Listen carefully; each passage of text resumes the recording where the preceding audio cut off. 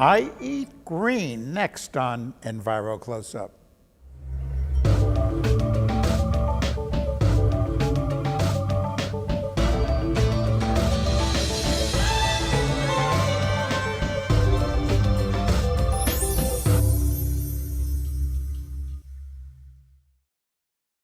Welcome to Enviro Close-Up. I am Carl Grossman.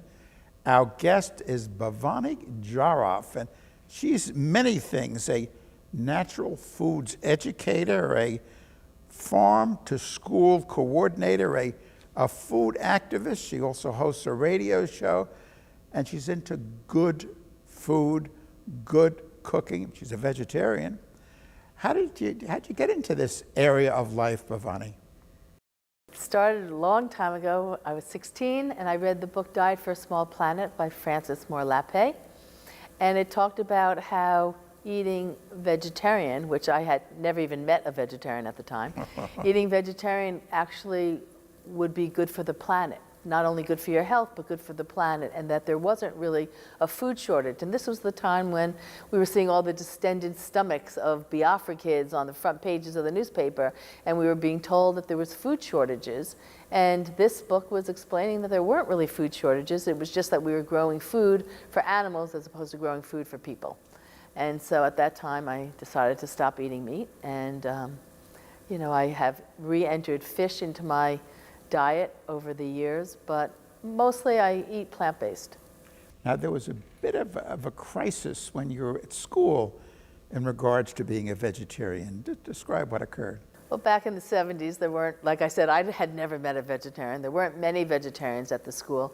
I was at Alfred University, and there were all of 75 vegetarians on the campus of 5,000 people.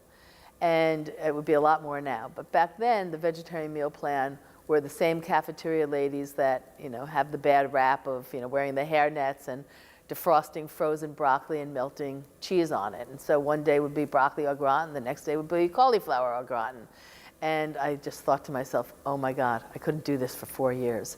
So I had a financial aid package that included some work study, and I made a proposal to the cafeteria that I would take over cooking for the vegetarian meal plan. I had been working at a vegetarian restaurant on Long Island called Little Easter when I was in high school, and learned a lot from just watching the chefs. And so the person who ran the cafeteria program there said okay, and he gave me a shot at it, and it was great. And it was always something that I then did on the side. While I was in art school, I always cooked on the side for events.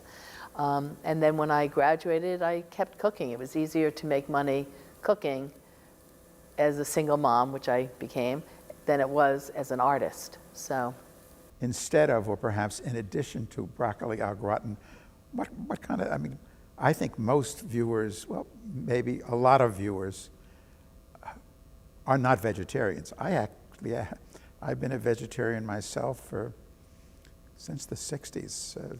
Over 50 years. I kind of understand, but a lot of people will think life without hamburgers, life without steak, life without chicken even, would be boring. What did you begin cooking that, you were successful at?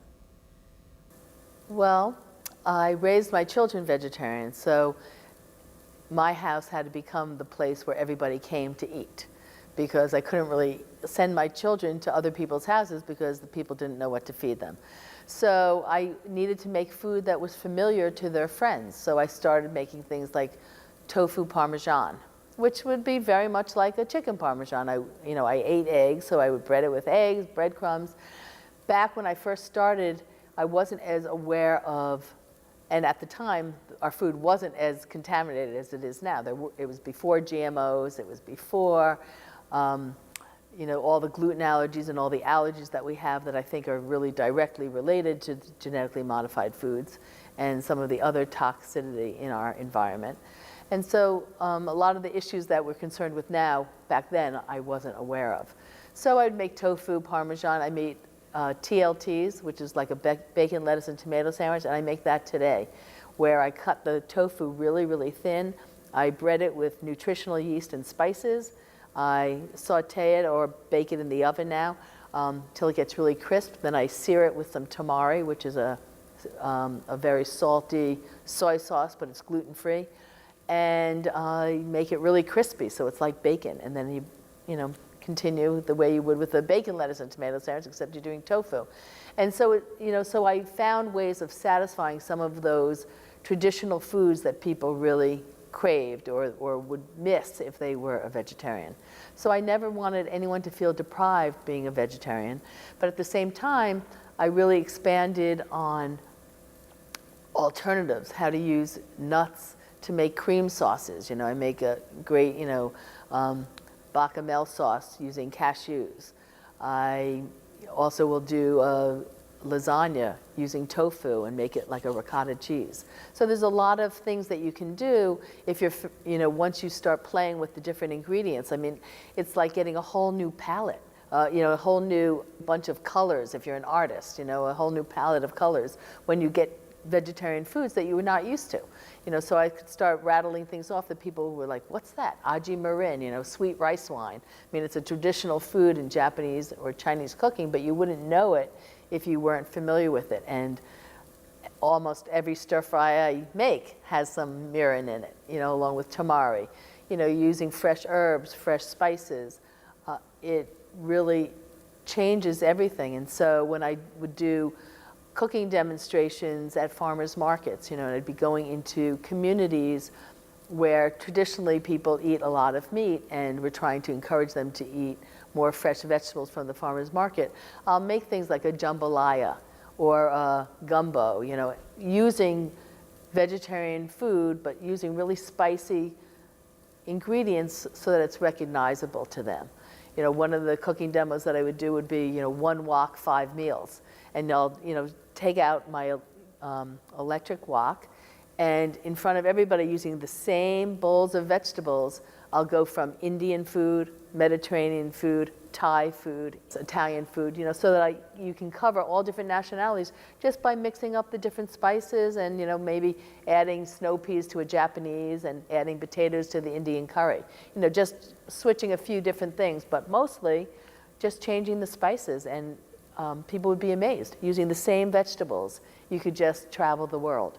And you extended vegetarianism to focusing on organic food too. Yeah. When did that occur? Immediately, or it took a while? That occurred pretty early on when my kids were born. And we started becoming aware of the added hormones into milk. And I didn't want them to have that. And organic vegetables at the health food store very often weren't looking very pretty. You couldn't get organic vegetables at the supermarket easily. So I started a food co-op. I had been doing vegetarian cooking as a caterer for about 10 years. And then when my kids were born, I took those skills and the contacts I had from buying bulk vegetables and ran a food co-op out of my garage for another 10 years. Yeah, let's just go back in terms of your background. School of Ceramics at Alfred University, which is actually a SUNY operation at Alfred. And then you went on to, you became a mother. Well, I first transferred to Purchase, SUNY okay. Purchase, SUNY and Purchase. finished my BFA there. And then motherhood took over. And then you went to Antioch's school. Actually, I've spoken there. The Antioch Graduate School. Graduate School. Up in Keene, New Hampshire. Keene, New Hampshire. And I got my master's degree in education with a certification of Waldorf school teaching. So I became a Waldorf teacher. And I worked at the Garden City Waldorf School for a number of years. And actually, instead of taking on a class there, we made a proposal, parents, because the cafeteria there was really not representative of the philosophy of Rudolf Steiner, who's behind Waldorf education. So they wanted to bring that cafeteria more into alignment with the school food or with the philosophy of Waldorf education, which is so much about what you put into your body is going to enable you to learn better and to feel better and to behave better. And so we transformed the cafeteria into a healthy, mostly organic cafeteria, which it still remains today, 20 years later. And I used the cafeteria as an extended classroom. It was really important to me that if I was going to be taking over the cafeteria, that I wasn't going backwards and going back to being a cook again, that I was now a teacher, and I really wanted to use that platform to educate the students about whether it's math, social studies, culinary expertise. I mean, these are skills that young people will take into their life and live with them for the rest of their lives. So we also brought in composting and sustainability, thinking about how, using real dishes. I put tablecloths on all the tables. I felt like it was really important that the children learn how to dine, that the cafeteria, when they walk into the cafeteria, that they smell good food, that they don't smell cleaning fluids.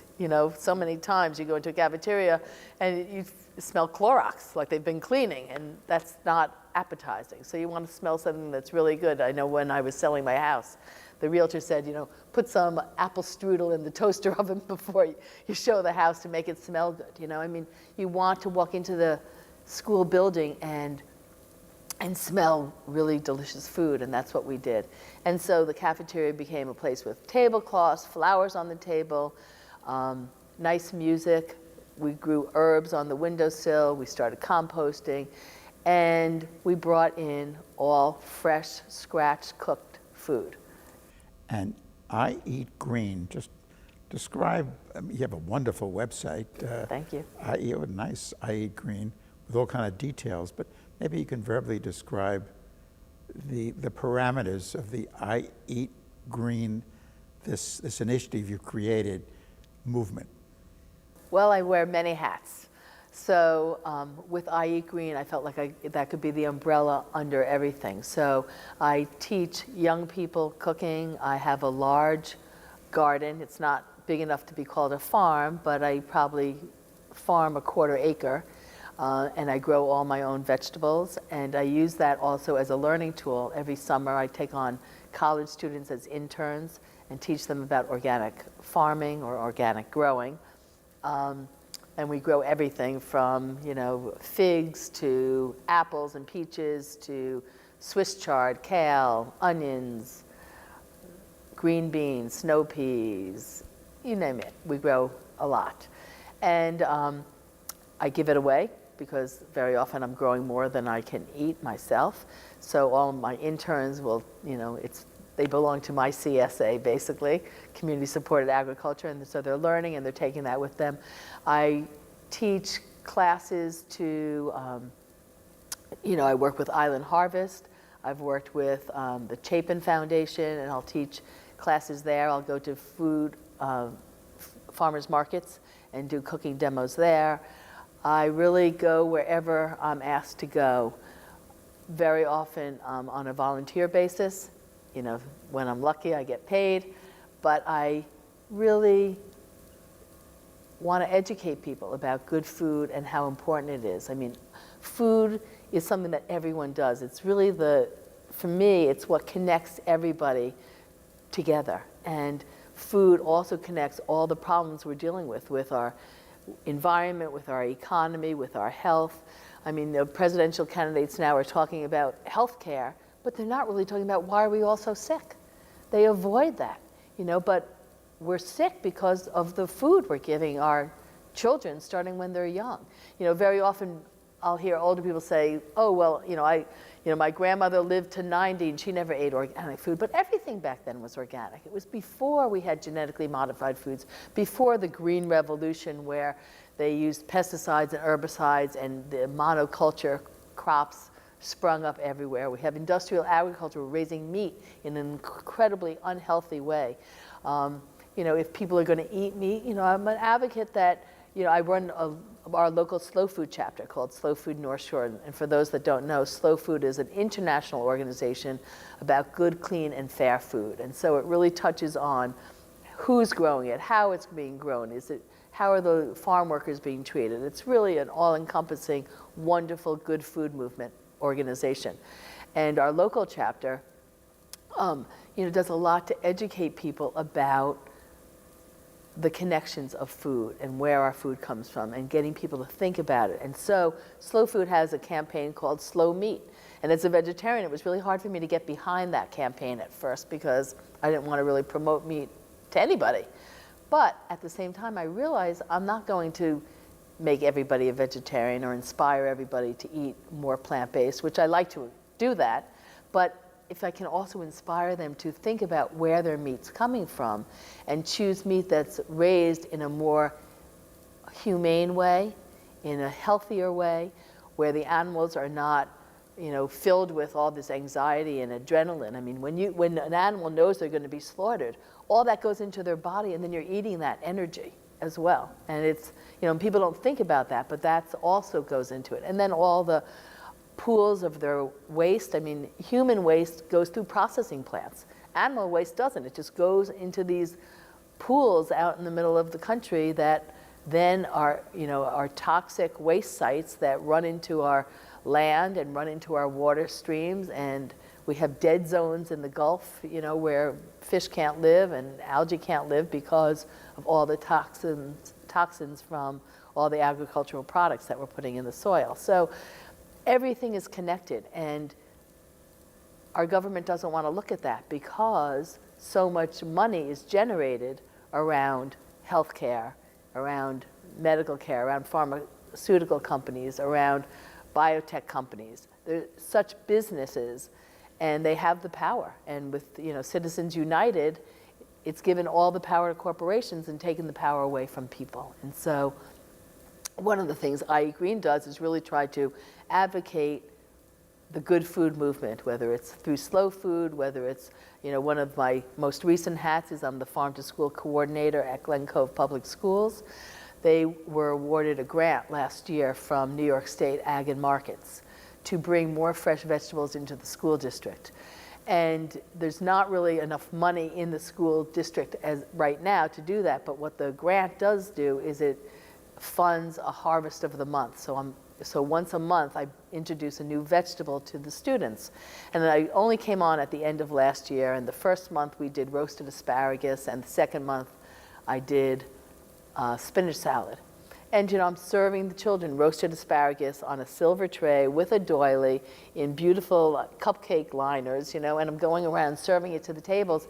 And they were taking it, and they were eating it. And there were some kids that were coming up for seconds, thirds. There's one kid, they had a contest going. I think one student ate 20 portions of asparagus. I mean, they're smart enough to know good food. And we need to give our children good food. It is a social justice issue. I mean, there's so many kids.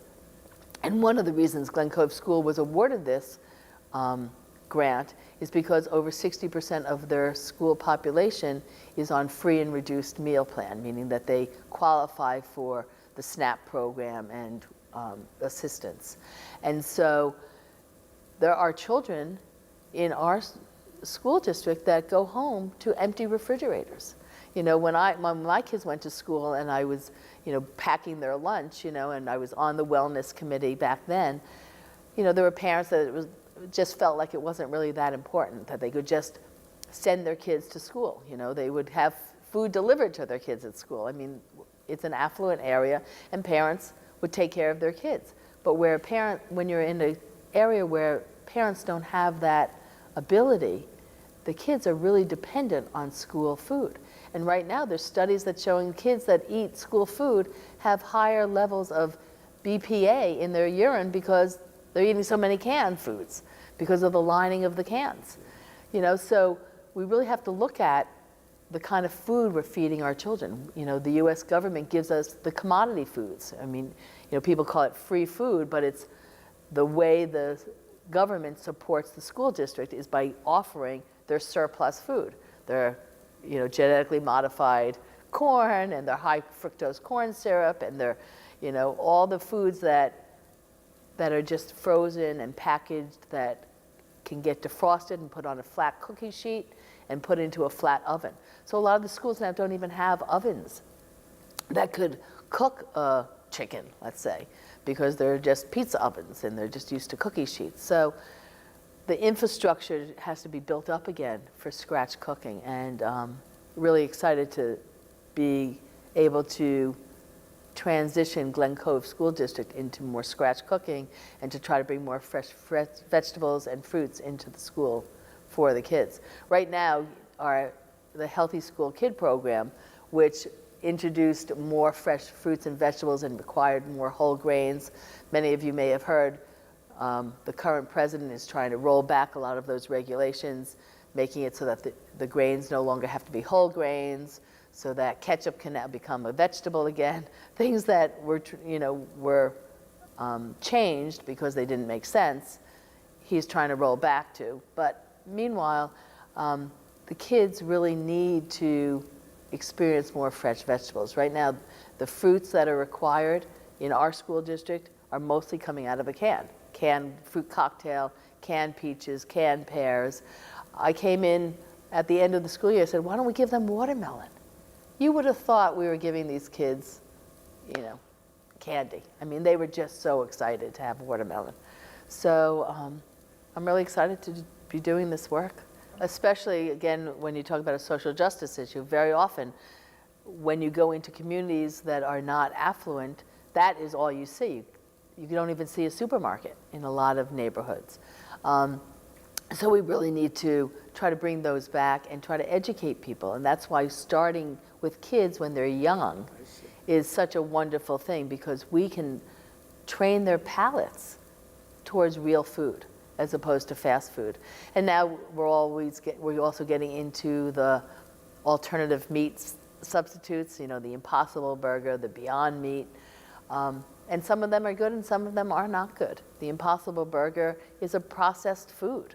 It is, heavily processed. It has a lot of genetically modified ingredients in it, and it's not something that I would want to eat. Plus, it really seems like a burger, and I have not eaten that in over 40 years. I'm not really craving that. So for me, it has no real draw. But for many, if it's a transition to show people that you can do without meat and eat more plant-based food, it is so much better for the environment. One thing that I have been able to implement going forward into Glen Cove School is we're joining all of New York City schools now have embraced the campaign Meatless Monday.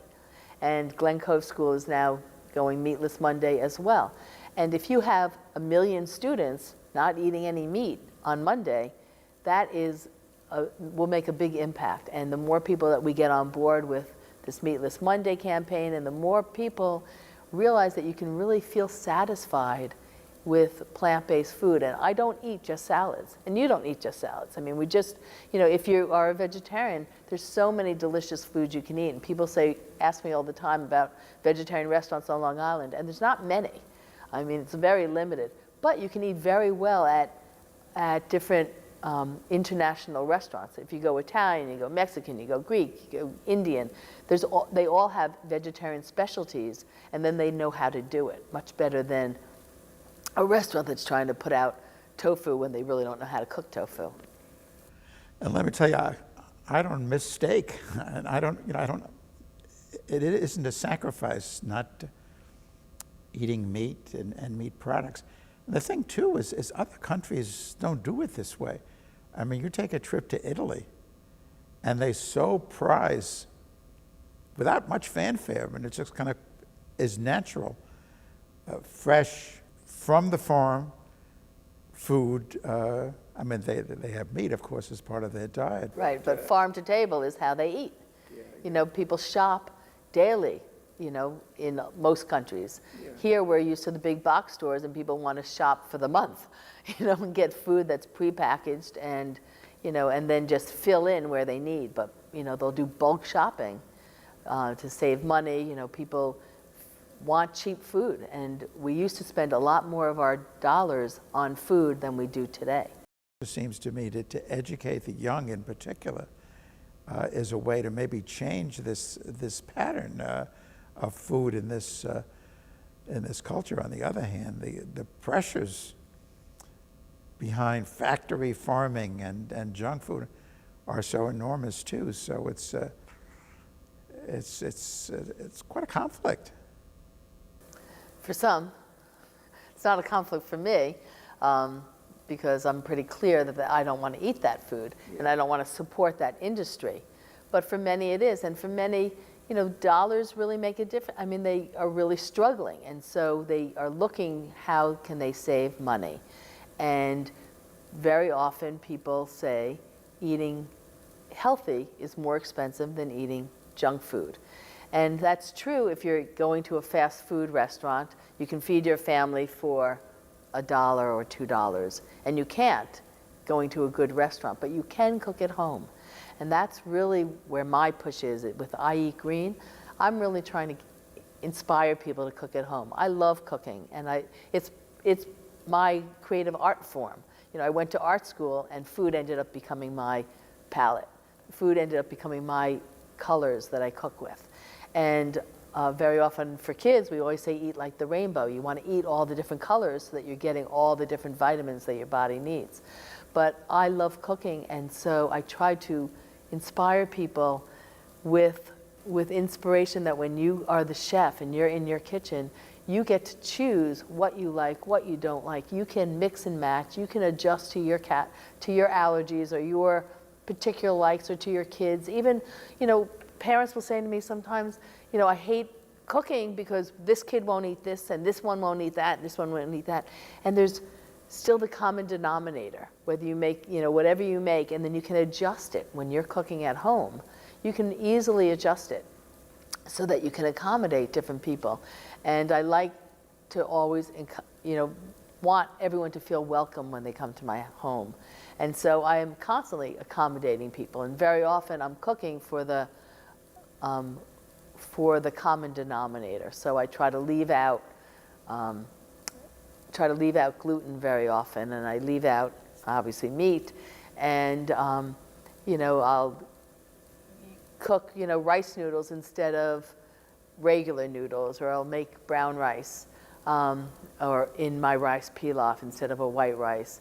But I'm using tofu, I'm using tempeh, I'm using beans, cooking all kinds of international foods, and so when someone's coming over, I'm like, what are you in the mood for?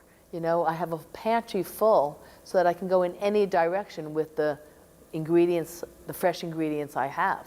So I can cook really from around the world at any given moment, just from pulling from my pantry. Now, how can people learn more about iEat Green? How could they connect with your Well, effort? my website is ieatgreen.com, and you can also email me at bhavani@ieatgreen.com. I'm happy to, answer emails from people. My radio show is on the Progressive Radio Network. Oh, really? Huh? Every Thursday at 10 a.m. Eastern Standard Time. And all those radio shows are also podcasted, so people can go into the archives and listen. I've been doing that for about 9 years, so been doing that for a while.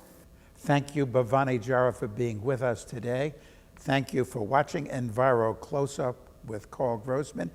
And please visit our website, envirovideo.com, to actually listen and watch many Enviro video programs.